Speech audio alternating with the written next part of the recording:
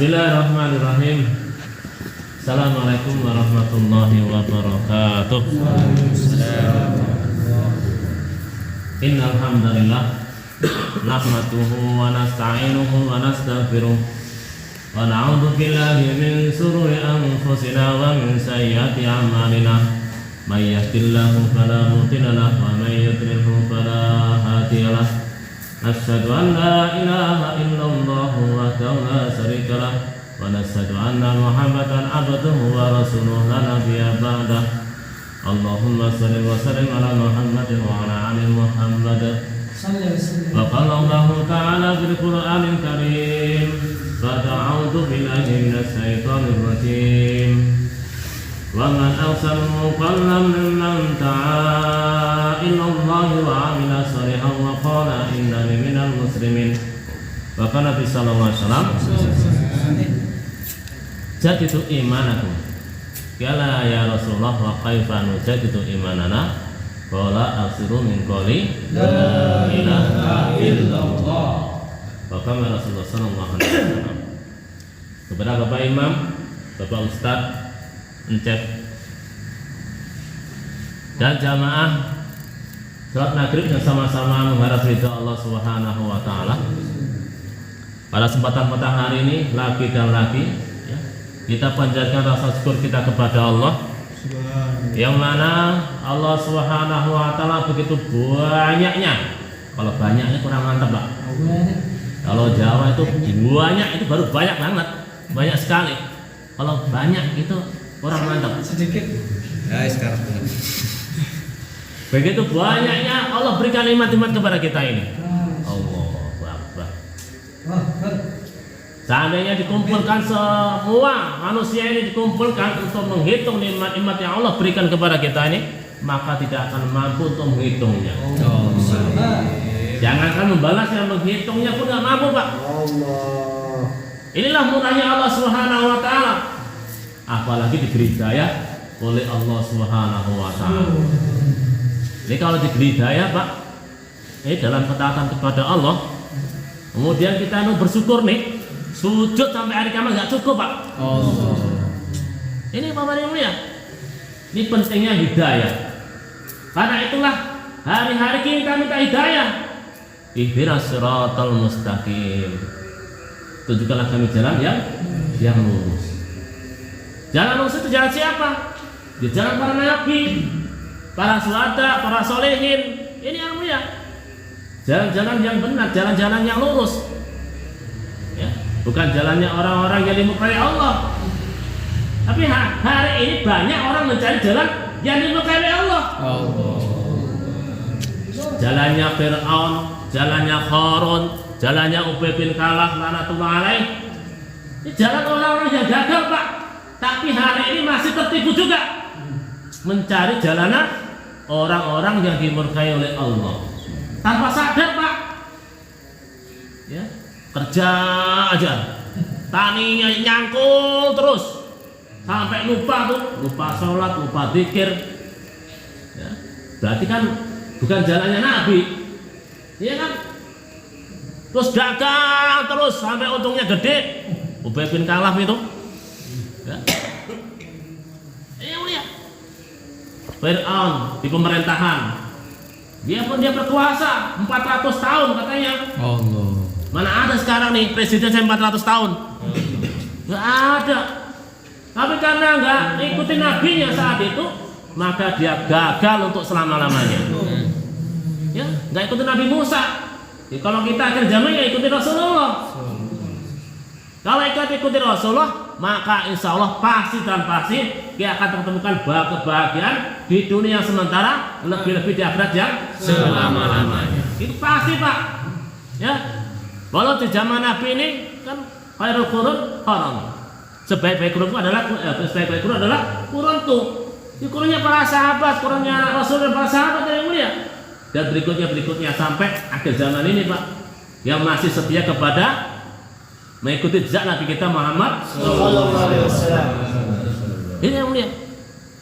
Maka karena itulah ya, kehidupan dunia itu pasti, Pak, sebentar, nggak lama. Bapak udah berapa tahun? Berapa tahun? Ya. Tuhan. Nggak lama Pak. 2 tahun lagi kita nggak tahu. Jangankan 2 tahun, 2 jam lagi juga nggak tahu. Ini harus kita pikirkan Pak. Dzikrul maut. Hati ini usang sebagaimana besi berkarat. Bagaimana untuk bersihkannya? Banyak-banyak ingat mati. Dzikrul maut wa tilawatil Quran dan baca Quran Pak. Ini obatnya. Ya. Untuk membersihkan daripada hati kita. Ada 5 tuh ya. Ikutin orang-orang soleh, baca Quran, zikir wengi, puasa. Ini ya. Ini sekarang. Maka hati ini yang berhak ini ya di dalam hati kita ini hanya Allah sebenarnya Pak. Kalau hati kita ini masih ada perdagangan, masih ada anak, masih ada istri, nah ini cemburu Allah Pak. Nabi Ibrahim Pak, ya seorang manusia tapi dipilih oleh menjadi nabi. Ada kecintaan kepada anaknya Pak, langsung ditegur karena mendahulukan anak daripada Allah. Apalagi diri kita nih Pak, ya, mendahulukan perdagangan, mendahulukan pertanian, mendahulukan kejabatan. Ini yang dikhawatirkan, ya.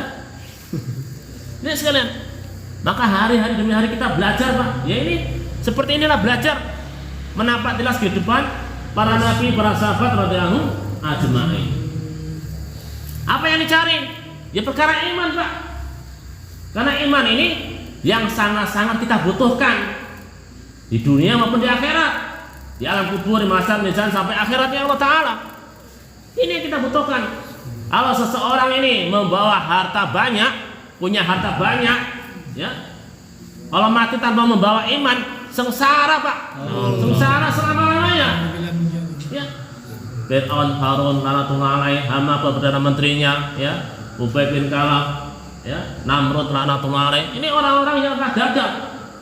Ya, walaupun hidupnya berkelimangan dengan harta, tapi walaupun miskin, permiskin di dunia, Allah. Ini kalau ada iman Pak, mati dalam mengucapkan kalimat la ilaha illallah, maka inilah kesuksesan yang sebenarnya. Coba bayangkan Bapak sekalian, pernah orang yang melihat orang yang nazak sakratul maut, sangat-sangat sedikit sekali Pak orang yang bisa lancar mengucapkan kalimat la ilaha illallah. Padahal ini yang kita cari nih Pak sebenarnya. Ya sibuk-sibuk dunia, tapi jangan lupa ini Pak. Bahkan perintah Allah ini setiap saat ini kita harus ingat kepada Allah. Maka di surga pun akan menyesal Pak. Di surga aja nyesel, apalagi neraka. Di surga kok nyesel? Iya nyesel. Karena perbedaan antara subhanallah antara kita di antara kita ini akan meningkat derajatnya. Ada waktu-waktu di dunia dia tidak berzikir kepada Allah. Ini penyesalan Pak. Ya penyesalan paling besar tidak ada gunanya. Nah kita usahakan ini hari mulia perkara iman amal soleh ini. Ya, solehnya apa ya? Insyaallah. Kemudian amal soleh. Ikuti Nabi dulu nah. Harus lihat. Kita ini walaupun beriman kepada Allah, tapi kalau nggak ikuti Nabi, nggak sempurna juga Pak. Ya.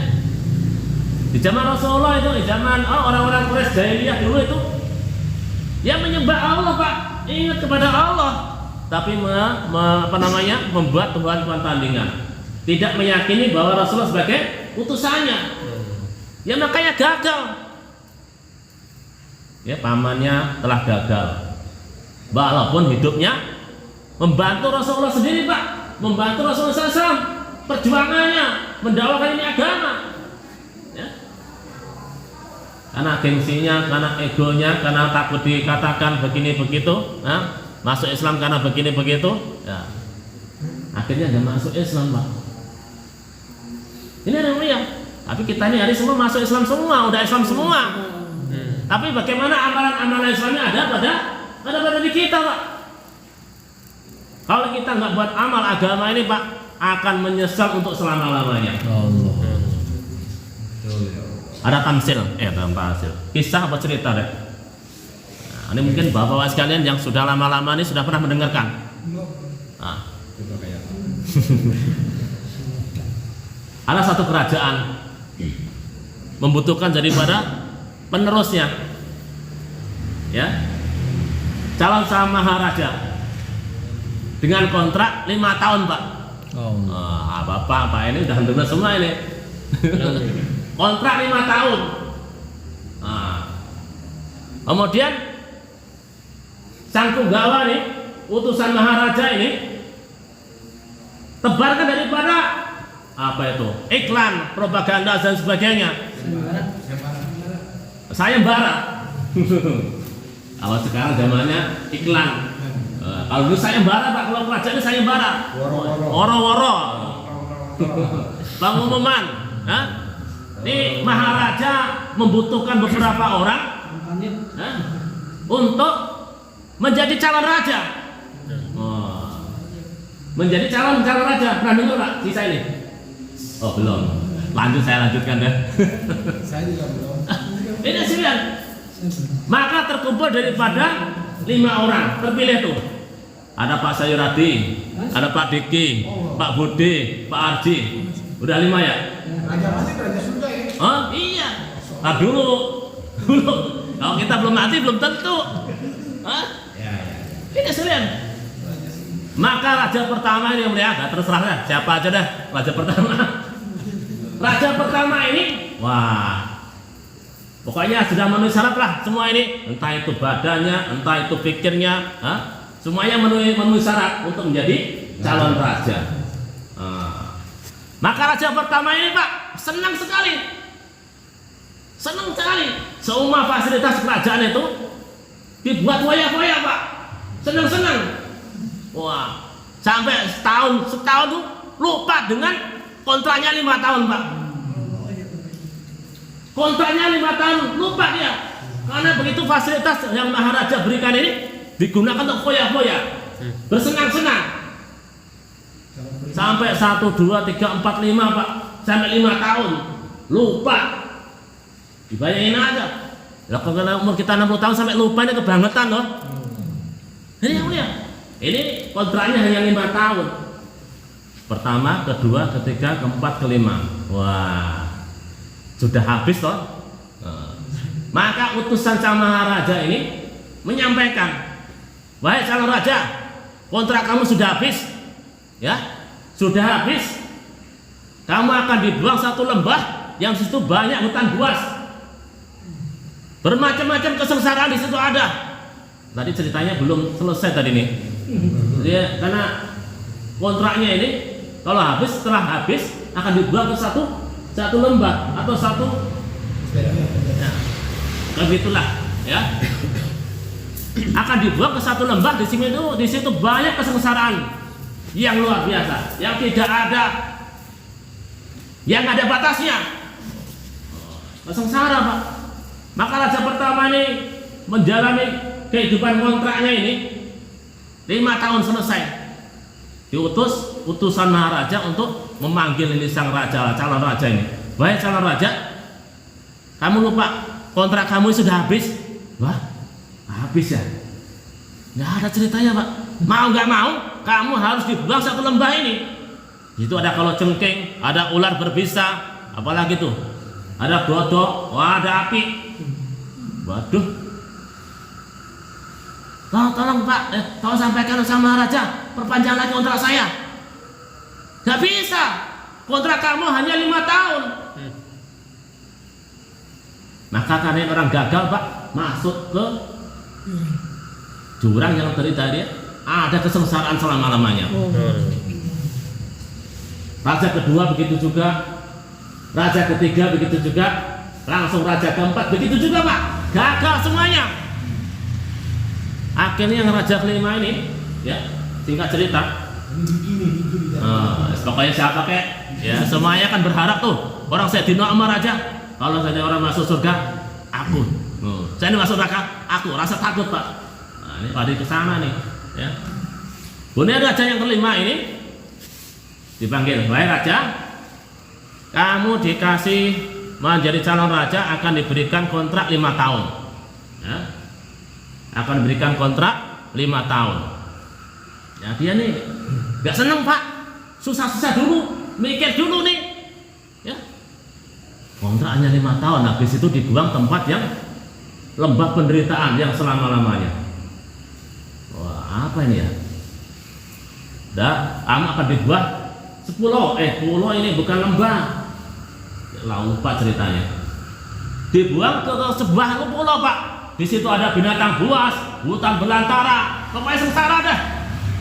Selama 5 tahun itu, wah banyak ular berbisa, apa aja di situ, ya akan kesesaran yang luar biasa. Maka ini udah dikasih tahu Pak, pulaunya di mana gitu. Ya. Maka raja pertama ini mikir, wah saya mau dibawa pulau sana nih, saya harus bersusah payah nih, harus sungguh-sungguh ini. Maka pertama itu sang raja ini pikir Pak, pikir men. Ya kalau kita pikir umat Pak, pikir bagaimana saya selamat di sana. Di sana masih banyak hutan, banyak binatang buas. Ada kalajengking yang gede, ada binatang harimau, apa aja di sana ada. Maka sang raja, calon raja ini bersusah payah untuk pikir ini. Maka menyerukan para penembak-penembak itu atau pemburu-pemburu andal. Maka serat kumpul ini dikirim ke pulau itu Pak. Ya di mana raja ini mau dibuang ke situ. Wah, semuanya berburu. Tahun pertama tak habis pikirnya untuk bagaimana menghabiskan binatang-binatang buas yang ada di pulau itu. Dikirimkan ke sana. Maka tahun pertama sukses Pak. Sukses tapi belum senang. Masih pikir lagi. Tahun pertama habis tuh binatang buas, ya, harimau dan sebagainya habis.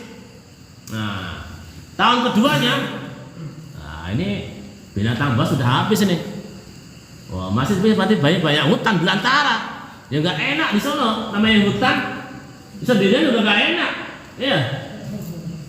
Maka dikumpulkan penebang-penebang pohon, penebang-penebang hutan, ya. Semua yang dikumpulkan, ya, oleh sang calon raja ini. Ya. Maka dikirimkan ke pulau itu Pak, menebang pohonnya semua ditebangin, ya, kecuali pohon-pohon yang bermanfaat, ya mungkin berbuah apa gitu, ya.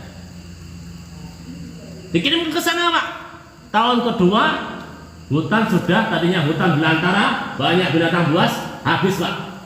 Tinggal lapangan terbentang luas sejauh mata memandang. Kalau ini kan masih bisa kelihatan Pak, gunung itu masih kelihatan. Tapi namanya ini kesenangan kepulauan ini yang dianggap akan menjadi kesenangan ini sejauh mata memandang, bahkan berlipat-lipat 10 kali daripada dunia minimal tuh. Maka tahun kedua dikirimkan ke sana untuk menebang hutan, selesai sudah. Masih belum senang Pak, masih susah-susah mikir juga. Tahun kedua sudah selesai, binatang buas sudah hilang, sudah habis, hutannya sudah habis. Nah, apa nih? Saya harus bikin istana di sana nih. Wah, dikirimkan arsitektur apa? Tukang-tukang bangunan pokoknya yang handal dikirim ke sana Pak. Wah, untuk bikin istana yang megah. Wah, jadi sholat duha 2 rakaat 12 rakaat Pak diberikan istana di surga Pak. Nah, ini calon raja Pak, ya. Nah ini nih penebang-penebang namanya para arsitektur semua ahli bangunan dikirim ke sana Pak, buat istana semegah-megahnya. Tahun ketiga Pak, yang tadinya hutan belantara banyak binatang buas, kini menjadi istana yang megah. Masya Allah. Tahun ketiga Pak, belum ini juga, belum senang-senang Pak.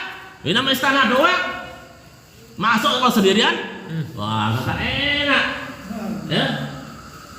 Tahun keempatnya ya, nah, dikirim tuh, ya, ahli saudaranya, keluarganya, istri-istrinya, permaisurinya, kalau permaisurinya, semua dikirim ke sana. Wah, tadinya hutan belantara, binatang buas, nah kini jadi istana. Begitu juga penduduk-duduknya di sana Pak. Ya. Istrinya semua dikesanain, hartanya dari kerajaan tadi dikirim ke sana semuanya. Wah, tahun kelima Pak, baru dia senang-senang aja, nyantai-nyantai aja Pak. Ya, ketika datang utusan raja, wahai calon raja, kontrak kamu sudah habis. Ya, senyum-senyum aja, nggak apa-apa kontrak saya habis. Loh, kamu kok senang-senang aja? Loh, ya nggak apa-apa. Loh, saya sudah susah payah selama 5 tahun, ya, untuk menjadi raja. Nah, hari ini saya udah dibuang ke sana, nggak apa-apa, dibuang ke sana lah. Ya. Nah ini perumpamaan Pak, ya, tamsil. Bahwa 5 tahun kontrak ini adalah umur kita Pak. Ada yang 20 tahun, ada 40 tahun, 60 tahun, 70 tahun. Ya, jarang deh 70 tahun ke atas sudah jarang sekali, sudah nggak enak hidupnya. Ya. Ini kontrak kita. Kemudian hutan belantara tadi Pak, nah, itu surga Pak, tanahnya itu masih lapang.